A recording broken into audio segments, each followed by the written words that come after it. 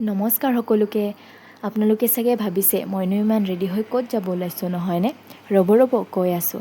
মানে কি হ'ল, আজি হৈছে বহাগৰ 10 তাৰিখ আৰু বহাগৰ 10 তাৰিখে প্ৰত্যেক বছৰে আমাৰ ইয়াতে মানে পূজা এখন হয়, মানে ওচৰতে পাহাৰ পূজা। তো মই মানে প্ৰত্যেক বছৰে যাম বুলি ভাবোঁ, কিন্তু যোৱাই নহয়। যোৱা বছৰ যাব বিচাৰিলোঁ, তেতিয়াও যোৱা নহ'ল। তো এইবাৰ মানে কিবাকৈ মিলিছে আৰু, তো তাতে যাবৰ কাৰণে মই ৰেডি হ'বলৈ লৈছোঁ।